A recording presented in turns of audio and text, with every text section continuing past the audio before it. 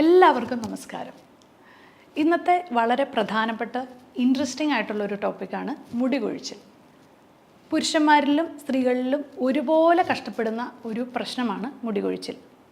ഒത്തിരി പേര് ഇതിൻ്റെ കാരണങ്ങൾ അറിയാതെ പല ഹെയർ ഓയിലും അതുപോലെ തന്നെ ട്രീറ്റ്മെൻറ്റൊക്കെ ചെയ്ത് മുടി കൊഴിച്ചിലിന് വേണ്ടിയിട്ടുള്ള വളരെ എക്സ്പെൻസീവ് ആയിട്ടുള്ള ട്രീറ്റ്മെൻറ്റ് മൊഡാലിറ്റീസൊക്കെ സ്വീകരിച്ചിട്ടും യാതൊരു രീതിയിലുള്ള ഫലം കിട്ടണില്ല എന്നുള്ള നിരാശയോടുകൂടി എന്നെ സമീപിക്കാറുണ്ട്.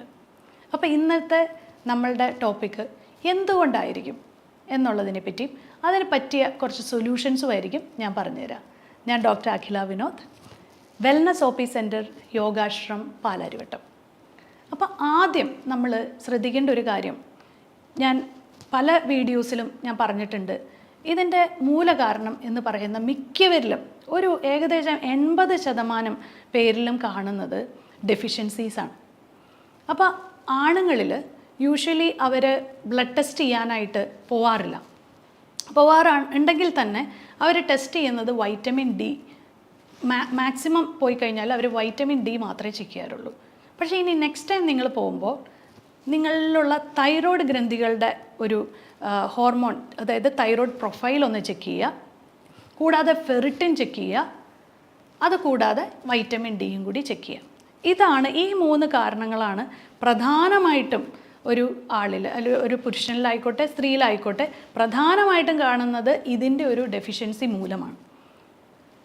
ചില കേസുകളിൽ പ്രത്യേകിച്ചും ആണുങ്ങളിൽ കാണുന്ന ഒരു മെയിൽ പാറ്റേൺ ഇതെന്ന് പറയുന്നത്, ഇപ്പോൾ കഷണ്ടി വരുന്നതിൽ നമുക്കൊരു പരിധി വരെയാണ് നമുക്കതിനെ ട്രീറ്റ് ചെയ്ത് മെച്ചപ്പെടുത്താൻ പറ്റുള്ളൂ. അങ്ങനെയുള്ളവർക്ക് അതൊരു വേറെ പ്രൊസീജിയേഴ്സിലേക്കൊക്കെ പോയി അവർക്ക് കോസ്മെറ്റോളജിസ്റ്റിനെ കണ്ട് അവർക്ക് മുടി വേണം എന്ന് നിർബന്ധമാണെങ്കിൽ അങ്ങനെ ചെയ്യാം. പക്ഷേ ഒരു ഏകദേശം 80 തൊട്ട് 90% പേരിലും ആദ്യം നിങ്ങൾ ബ്ലഡ് ടെസ്റ്റ് ചെയ്ത് നിങ്ങളുടെ ഇതിനകത്ത് എന്തെങ്കിലും ഡെഫിഷ്യൻസീസ് ഉണ്ടോ എന്ന് നോക്കിയതിന് ശേഷം അങ്ങനെ ഒരു തീരുമാനത്തിലേക്ക് പോവുകയായിരിക്കും നല്ലത്. മിക്കവരിലും കാണുന്നത്, ഞാൻ ഏറ്റവും കൂടുതൽ കാണുന്നത് വൈറ്റമിൻ ഡിയുടെ ഒരു ഡെഫിഷ്യൻസി തന്നെയാണ്.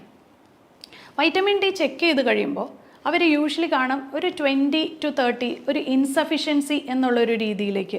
30 എന്ന് പറയുമ്പോഴത്തേക്കും അത് സഫിഷ്യൻ്റാണ്. പക്ഷേ എന്നിരുന്നാൽ പോലും നിങ്ങൾക്ക് കുറച്ച് സ്ട്രെസ്സും കാര്യങ്ങളൊക്കെ ഉണ്ടെങ്കിൽ നിങ്ങൾക്കൊരു 30-ന് മുകളിൽ, അതായത് 30 to 100 ആണ് സഫിഷ്യൻറ്റ് വൈറ്റമിൻ ഡി ലെവൽസ് എന്ന് പറയുന്നത്. പക്ഷേ ഈ ഒരു 30 എന്നുള്ളത് കൊണ്ട് നിങ്ങൾ തൃപ്തിപ്പെടാതെ നിങ്ങളൊരു 50-ലേക്ക് വൈറ്റമിൻ ഡി ആക്കുകയാണെങ്കിൽ നിങ്ങളുടെ സമ്മർദ്ദത്തിനും കുറവുണ്ടാവും. അതുകൂടാതെ ഈ ഒരു മുടിയുടെ ഒരു കൊഴിച്ചിൽ പെട്ടെന്ന് തന്നെ നിൽക്കുന്നതായിട്ട് നിങ്ങൾക്ക് കാണാൻ സാധിക്കും. വൈറ്റമിൻ ഡി ഞാൻ ഒരു ദിവസം മുഴുവൻ ഞാൻ പുറത്താണ്, അതുകൊണ്ട് എനിക്ക് വൈറ്റമിൻ ഡി ധാരാളം കിട്ടും എന്ന് പറയുന്നവരുണ്ടാവും. പക്ഷേ ആ വൈറ്റമിൻ ഡി പ്രോപ്പറായിട്ട് ആയിരിക്കില്ല നിങ്ങൾക്ക് ലഭിക്കുന്നത്. അതുകൂടാതെ നിങ്ങളുടെ ശരീരം മുഴുവൻ ഒരേപോലെ ആയിരിക്കില്ല ആ വൈറ്റമിൻ ഡി കിട്ടുന്നത്. സൂര്യപ്രകാശം വളരെ ശരിയാണ്, അത് നിങ്ങൾ സൂര്യപ്രകാശത്തിൻ്റെ ഉള്ളിൽ നിങ്ങൾ പുറത്ത് എക്സ്പോസ് ചെയ്യുവാണെങ്കിൽ തീർച്ചയായിട്ടും കിട്ടും. പക്ഷേ എന്നിരുന്നാൽ പോലും പലരിലും അത് പ്രോപ്പർ രീതിയിൽ അബ്സോർബ് ചെയ്യുന്നത് കാണാറില്ല. അതുകൊണ്ട് തന്നെ വൈറ്റമിൻ ഡി സപ്ലിമെൻറ്റ്സ് എടുക്കുന്നതിൽ യാതൊരു രീതിയിലുള്ള സൈഡ് എഫക്ട്സോ പാർശ്വഫലങ്ങളോ ഇല്ല. അത് നിങ്ങൾക്ക് ഡെഫിഷ്യൻ്റ് ആണെങ്കിൽ അത് ആഡ് ചെയ്താൽ മാത്രമേ നിങ്ങളുടെ പല സിംറ്റംസും നിങ്ങൾക്ക് മാറ്റാൻ സാധിക്കുള്ളൂ. വൈറ്റമിൻ ഡിയെ പറ്റി പറഞ്ഞ് നമ്മൾക്ക് ഈ വീഡിയോ നീട്ടിക്കൊണ്ടുപോകേണ്ടതില്ല. അതുകൊണ്ട് നമ്മൾ അടുത്ത ഒരു വൈറ്റമിൻ്റെ ഇത് പറയുവാണെങ്കിൽ നമ്മൾക്ക് ഡെയിലി വൈറ്റമിൻസ്, അതായത് ഒത്തിരി വൈറ്റമിൻസ് നമ്മൾ A, അതുപോലെ തന്നെ B12, ഇങ്ങനെ ഇതൊക്കെ വൈറ്റമിൻ C, D ഇതൊക്കെ നമുക്ക് ആവശ്യമാണ്. അപ്പോൾ ഇതൊക്കെ നിങ്ങൾക്ക് നല്ല രീതിയിൽ, അതായത് നിങ്ങളുടെ ഒരു ഡെയിലി ലൈഫ്, പ്രത്യേകിച്ചും പുറത്ത് വർക്ക് ചെയ്യുന്നവർ, അല്ലെങ്കിൽ നിങ്ങളൊരു സെയിൽസിൽ വർക്ക് ചെയ്യുന്ന ഒരാളാണെങ്കിലോ, അല്ലെങ്കിൽ നിങ്ങൾക്ക് പ്രോപ്പറായിട്ട് നിങ്ങളെ നന്നായിട്ട് ഡയറ്റിലൂടെ നിങ്ങൾക്ക് ടേക്ക് കെയർ ചെയ്യാൻ പറ്റുന്നില്ലെങ്കിൽ അവർക്കൊരു ഡെയിലി മൾട്ടി വൈറ്റമിൻ ടാബ്ലറ്റ് കഴിക്കുന്നത് നല്ലതായിരിക്കും. അത് ലേഡീസിലായിക്കോട്ടെ ജെൻസിലായിക്കോട്ടെ, നിങ്ങളൊരു ഡെയിലി വൈറ്റമിൻ ടാബ്ലറ്റ് കഴിയുമ്പോൾ നിങ്ങളുടെ ഒത്തിരി ഡെഫിഷ്യൻസീസ് അതിൽ നിന്ന് റെക്ടിഫൈ ആവും. അപ്പോൾ നമ്മൾ 2 കാര്യങ്ങൾ പറഞ്ഞു. ഒന്ന് വൈറ്റമിൻ ഡിയുടെ ഒരു കാര്യം പറഞ്ഞു, മൾട്ടി വൈറ്റമിനെ പറ്റി പറഞ്ഞു. പിന്നെ ഉള്ളൊരു കാര്യം എന്നാൽ ഫെറിറ്റിനാണ്. ഫെറിറ്റിൻ എന്ന് പറഞ്ഞാൽ സ്റ്റോർഡ് അയൺ ആണ്. അതായത് നിങ്ങളുടെ ബ്ലഡിൽ അടങ്ങിയിരിക്കുന്ന ഒരു മോളിക്യൂളിൻ്റെ ഉള്ളിൽ ഓക്സിജൻ ക്യാരി ചെയ്യുന്ന ഒരു മോളിക്യൂളാണ് ഈ അയൺ എന്ന് പറയുന്നത്. ആ അയൺ നിങ്ങളുടെ സ്റ്റോർഡ് ഫോമിൽ കാണുന്നതിനെയാണ് ഫെറിറ്റിൻ എന്ന് പറയുന്നത്. അപ്പോൾ ഈ ഓക്സിജൻ്റെ ആ ഒരു ഇത് നമ്മളുടെ എക്സ്ട്രിമിറ്റീസിലേക്ക്, അതായത് നമ്മുടെ തലയിലേക്കൊക്കെ ഉള്ള ആ ഒരു ഓക്സിജൻ ക്യാരിയിങ് മോളിക്യൂളിൻ്റെ ആ ഒരു അഭാവം ഫസ്റ്റ് നമുക്ക് അറിയുന്നത് നമ്മുടെ മുടി കൊഴിച്ചിലാണ്. അപ്പോൾ ഫെറിറ്റിൻ്റെ ലെവൽ കുറയുമ്പോൾ പെട്ടെന്ന് നമ്മൾക്ക് അത് എക്സ്ട്രിമിറ്റീസിലേക്കൊക്കെ ബാധിച്ചതിന് ശേഷമാണ് ഫെറിറ്റിൻ്റെ അഭാവം മറ്റുള്ള ശരീരഭാഗങ്ങളിലേക്ക് അഫക്റ്റ് ചെയ്യുക. അപ്പോൾ ആ വ്യക്തികളിൽ പ്രത്യേകിച്ച് സ്ത്രീകളിലാണ് ഫെറിറ്റിൻ്റെ ലെവല് കുറഞ്ഞു കാണാറ്. കാരണം അവർക്ക് മെൻസ്ട്രുവേഷൻ ഉള്ളതുകൊണ്ട്, അവർക്ക് പീരീഡ്സ് ഉള്ളതുകൊണ്ട് തന്നെ അവരുടെ ബ്ലഡ് ലോസ് സംഭവിക്കുന്നു. അതുകൊണ്ട് ഫെറിറ്റിൻ്റെ അളവ് വീണ്ടും കുറയുന്നു. പുരുഷന്മാരിൽ അത് കാണാറില്ല എന്ന് പറഞ്ഞാൽ പോലും ഒത്തിരി പേര് ഫെറിറ്റിൻ അതുകൊണ്ട് ചെക്ക് ചെയ്യാറില്ല. പക്ഷേ ചെക്ക് ചെയ്ത് കഴിയുമ്പോൾ ഫെറിറ്റിൻ്റെ അളവ് കുറവാണെങ്കിൽ നിങ്ങൾ അയൺ സപ്ലിമെൻറ്റ്സ് എടുത്തേ മതിയാവും. സ്ത്രീകളിൽ ഈ പറഞ്ഞ പോലെ പീരീഡ്സിൻ്റെ ആ ഫ്ലോ കൂടുതലായിട്ടുള്ളവരാണെങ്കിൽ നിങ്ങൾ ഹീമോഗ്ലോബിൻ്റെ കൂടെ തന്നെ ഫെറിറ്റിനും കൂടി ചെക്ക് ചെയ്യുക. അപ്പോൾ നിങ്ങൾക്ക് ഫെറിറ്റിൻ വളരെ ലോ ആണെങ്കിൽ നിങ്ങൾ ഫെറിറ്റിൻ ഇപ്പോൾ സപ്ലിമെൻറ്റ്സ് മാത്രമല്ല, ഞാൻ അതിൻ്റെ കുറച്ച് ഒരു ഫുഡിലൂടെ നമുക്കതെങ്ങനെ മാറ്റിയെടുക്കാം.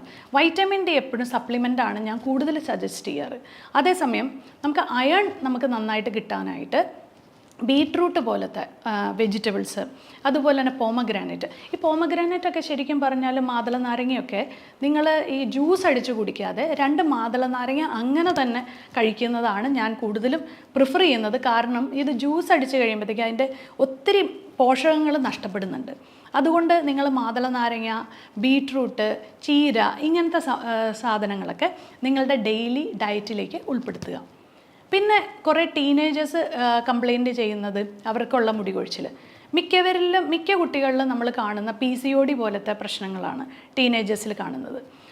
കൂടാതെ തന്നെ ഒരു 20s കഴിഞ്ഞ് ടീനേജ് അത് കഴിഞ്ഞിട്ടുള്ള ഒരു പ്രായത്തിലുള്ള പെൺകുട്ടികൾക്ക് കാണുന്ന തൈറോയിഡിൻ്റെ വ്യതിയാനങ്ങളാണ്. അത് കഴിഞ്ഞിട്ട് ഏകദേശം ഒരു മിഡ് ലൈഫിലും ഞാൻ കൂടുതൽ കാണുന്നത് തൈറോയിഡ്, അതുപോലെ തന്നെ യൂട്രസ് റിലേറ്റഡ് ആയിട്ടുള്ള ഇഷ്യൂസ് വരുമ്പോൾ ഹോർമോണിൻ്റെ വ്യതിയാനങ്ങൾ കൊണ്ട് മുടി കൊഴിച്ചിൽ വരുന്ന സാഹചര്യങ്ങളാണ്. അപ്പോൾ ഈ ഒരു സാഹചര്യങ്ങളിൽ ഒരു ലേഡി ആണെങ്കിൽ നിങ്ങൾക്ക് തൈറോയിഡ് പ്രൊഫൈൽ ചെക്ക് ചെയ്യാം. അതുകൂടാതെ ഹോർമോണൽ എസ്സേ എന്ന് പറഞ്ഞ് നിങ്ങൾക്കൊരു ടെസ്റ്റ് ചെയ്യാം.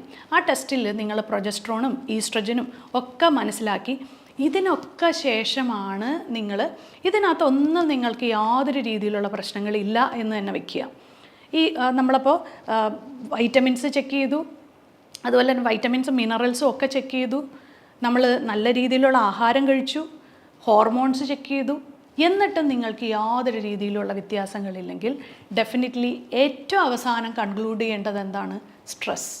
നിങ്ങളുടെ സമ്മർദ്ദമാണ് അതിന് ഏറ്റവും പ്രധാനപ്പെട്ട കാരണം. അപ്പോൾ ഈ സമ്മർദ്ദം എങ്ങനെ കുറയ്ക്കാം? നിങ്ങളൊരു ഫിസിക്കൽ ആക്ടിവിറ്റീസ് എന്തെങ്കിലും ഒരു ജിമ്മിൽ ചേരുകയോ യോഗ ചെയ്യുകയോ അങ്ങനെ എന്തെങ്കിലും ഒരു ആക്ടിവിറ്റി, സ്വിമ്മിങ്, അതുപോലെയുള്ള വാക്കിംഗ്, ജോഗിങ്, ഇങ്ങനെയുള്ള ഏതെങ്കിലും ഒരു ഫിസിക്കൽ ആക്ടിവിറ്റിയിൽ ഏർപ്പെട്ട് നിങ്ങൾ നന്നായിട്ടൊരു വേർത്ത് നിങ്ങളുടെ ശരീരത്തിലുള്ള എല്ലാ ടോക്സിൻസ് എല്ലാം എലിമിനേറ്റ് ചെയ്ത് നിങ്ങളുടെ സമ്മർദ്ദത്തിന്, അതായത് നിങ്ങളുടെ മെൻ്റൽ ടെൻഷൻസും ഇപ്പം ഞാൻ പറഞ്ഞ ഫിസിക്കൽ ആക്ടിവിറ്റീസാണ്. അപ്പോൾ ഇത് തമ്മിൽ എന്താണ് ബന്ധം? എന്താണ് ഡോക്ടർ അതുകൊണ്ട് ഉദ്ദേശിക്കുന്നതെന്ന് വെച്ചാൽ, ശരിക്കും നമുക്ക് എന്ത് മൈൻഡ് ടെൻഷൻസ് വരുന്നത് മിക്കപ്പോഴും ആൾക്കാരിൽ കാണുന്നത് വർക്ക് റിലേറ്റഡ് ആയിട്ടുള്ള ടെൻഷൻസാണ്. ആ വർക്ക് റിലേറ്റഡ് ആയിട്ടുള്ള ടെൻഷൻസ് നിങ്ങൾ വൈകുന്നേരം പലരും പറയുന്ന കേൾക്കാറുണ്ട്, ഞാനൊരു ബാഡ്മിൻ്റൺ ഒക്കെ കളിച്ച് തിരിച്ച് ഫുട്ബോളൊക്കെ കളിച്ച് വീട്ടിലേക്ക് വരുമ്പോഴത്തേക്ക് പിന്നെ ഞാൻ ഓക്കെയാണ് എന്ന് പറയും അല്ലേ. അതുപോലെ തന്നെ ഞാനൊന്ന് ഓടിക്കഴിഞ്ഞ് തിരിച്ചു വരുമ്പോഴത്തേക്ക് എനിക്ക് ഓക്കെയാണ്. അതുപോലെ തന്നെ ലേഡീസ് പറയും, ഞാനൊരു സുംബ ക്ലാസ്സിലും അതുപോലെ തന്നെ ജിമ്മിലൊക്കെ പോയി വൈകുന്നേരം വർക്കൗട്ട് കഴിഞ്ഞ് വീട്ടിലെത്തി കഴിയുമ്പോൾ പിന്നെ ഞാൻ ഫ്രീ ആണ്, പിന്നെ എൻ്റെ മനസ്സിൽ ഒരു ടെൻഷൻസും ഇല്ല എന്ന്. അപ്പോൾ നിങ്ങൾക്ക് അതുപോലത്തെ ഒരു IT ഫീൽഡിലോ അല്ലെങ്കിൽ ഒരു ബാങ്ക് എംപ്ലോയി ആണ് നിങ്ങളെങ്കിൽ നിങ്ങളുടെ മാനസികമായിട്ടുള്ള സമ്മർദ്ദങ്ങളെ മാറ്റി രാത്രി കിടന്നുറങ്ങുക എന്നുള്ളത് ഒരു പ്രധാനപ്പെട്ട ഒരു ടാസ്ക് തന്നെയാണ്. അപ്പോൾ നിങ്ങൾ അതിന് വേണ്ടിയിട്ട് നാളെ ആവാമെന്ന് വിചാരിച്ച് കാത്തിരിക്കാതെ എത്രയും പെട്ടെന്ന് ഒരു ഫിസിക്കൽ ആക്ടിവിറ്റിയിൽ ഏർപ്പെടുക. യോഗ എന്തുകൊണ്ടാണ് ഏറ്റവും ഫലപ്രദം സ്ട്രെസ്സ് കുറയ്ക്കാൻ എന്ന് വെച്ചാൽ അതിൻ്റെ ബ്രീത്തിങ് എക്സസൈസാണ്. അപ്പോൾ എപ്പോഴും സ്ട്രെസ്സുള്ളൊരു വ്യക്തിയിൽ അവർ ഭയങ്കര എപ്പോഴും ഒരു ആക്റ്റീവായിരിക്കും. ഇൻ ദ സെൻസ് അവരെന്തുകൊണ്ടാണ് ആക്റ്റീവ് എന്ന് പറഞ്ഞാൽ മെൻ്റലി ആക്റ്റീവായിരിക്കും. തോട്ട്സ് ഇങ്ങനെ വന്നുകൊണ്ടിരിക്കും. അവർക്ക് കൺട്രോൾ ചെയ്യാൻ പറ്റാത്ത തോട്ട്സ് ആയിരിക്കും അവർക്ക് വരിക. അപ്പോൾ നമ്മൾ പ്രാണായാമ ബ്രീതിങ് എക്സസൈസ് ചെയ്യുമ്പോഴത്തേക്കും നമ്മുടെ ബ്രെയിൻ സെൽസ് കാമാവുകയും അവരുടെ തോട്ട്സിൻ്റെ നമ്പർ കുറയുകയും ചെയ്യും. പിന്നെ റിലാക്സേഷൻ ടെക്നിക്ക് അങ്ങനെയുള്ള കുറേ കാര്യങ്ങളുണ്ട് യോഗയിൽ. അല്ലാതെ നമ്മൾ യോഗ ആസനാസ് എന്നുള്ളത് സ്ട്രെച്ചസ് മാത്രമല്ല, ബ്രീതിങ് എക്സസൈസിന് ഒത്തിരി വണ്ടേഴ്സ് നമ്മളുടെ ലൈഫിൽ ചെയ്യാൻ പറ്റും. ഈ യോഗ ഒരു നേരം യോഗ ചെയ്യുക, ഒരു നേരം നിങ്ങൾ ഏതെങ്കിലും വാക്കിംഗ് അങ്ങനെയുള്ളത് രാവിലെ എണീറ്റ വഴി ഒന്ന് നടക്കാൻ പോവുകയോ ഓടാൻ പോവുകയോ ചെയ്യുക, അല്ലെങ്കിൽ യോഗ ചെയ്യുക. ഒരു സമയത്ത് ബ്രീതിങ് എക്സസൈസും നിങ്ങളുടേതായിട്ടുള്ള ഒരു മൈൻഡ്ഫുള്ളായിട്ട് നിങ്ങൾ ഉറങ്ങുന്നതിന് മുമ്പായിട്ടാണെങ്കിലും കുറച്ച് നേരം ഒന്ന് മെഡിറ്റേഷൻ ചെയ്യുക. ഇത്രയൊക്കെ ചെയ്തിട്ട് നിങ്ങൾ എന്ത് സംഭവങ്ങളാണെങ്കിലും, എന്ത് എക്സ്റ്റേണൽ ട്രീറ്റ്മെൻറ്റ്, അത് ഓയിലായിക്കോട്ടെ വേറെ ഏതെങ്കിലും ട്രീറ്റ്മെൻറ്റ് ആയിക്കോട്ടെ, എന്ത് ചെയ്താലും നിങ്ങൾക്ക് 100% ബെനിഫിഷ്യലായിരിക്കും. അപ്പം ഞാൻ ഈ പറഞ്ഞ ടിപ്സ് എല്ലാവരും ഓർക്കുമെന്ന് വിചാരിക്കുന്നു. ഇത് ഓൾറെഡി അറിയാവുന്നവർക്ക് വേണ്ടിയിട്ടല്ല, ഇതിനെപ്പറ്റി അവയർനെസ് ഇല്ലാത്തവർ ഇന്ന് തന്നെ പോയിട്ട് നിങ്ങളുടെ ബ്ലഡ് ടെസ്റ്റ് എല്ലാം ഒന്ന് ചെക്ക് ചെയ്ത് നോക്കൂ. ഞാൻ പറയുന്നത് ശരിയാണോ തെറ്റാണോ എന്ന് നിങ്ങൾക്ക് തന്നെ ചൂസ് ചെയ്ത് നോക്കാവുന്നതാണ്. അപ്പം ഞാൻ പറഞ്ഞ ടെസ്റ്റുകൾ ഏതൊക്കെയാണ്? വൈറ്റമിൻ ഡി, ഫെറിറ്റിൻ, അതുപോലെ തന്നെ തൈറോയിഡിൻ്റെ തൈറോയിഡ് പ്രൊഫൈലിൽ നിങ്ങൾ തന്നെ സെൽഫ് ടെസ്റ്റ് ചെയ്യണമെങ്കിൽ അല്ലെങ്കിൽ ഏതെങ്കിലും അടുത്തുള്ള ഡോക്ടേഴ്സിനെ കൊണ്ട് പ്രിസ്ക്രൈബ് ചെയ്ത് തൈറോയിഡ് പ്രൊഫൈൽ നോക്കുക. ഹോർമോണൽ എസ്സേ ലേഡീസിന് വേണ്ടിയിട്ട് ചെയ്യുക. ഇത്രയൊക്കെ കാര്യങ്ങൾ ചെയ്തു കഴിഞ്ഞാൽ നിങ്ങൾക്ക് മനസ്സിലാവും എവിടെയാണ് നിങ്ങളുടെ പ്രോബ്ലം. അപ്പം ഞാൻ മൂലകാരണവും അതിനുള്ള കുറച്ച് സൊല്യൂഷൻസും പറഞ്ഞു തന്നു എന്ന് വിശ്വസിക്കുന്നു. അപ്പോൾ വീണ്ടും ഇൻട്രസ്റ്റിങ്ങുമായിട്ടുള്ളൊരു ടോപ്പിക്കായി ഇനിയും കാണാം.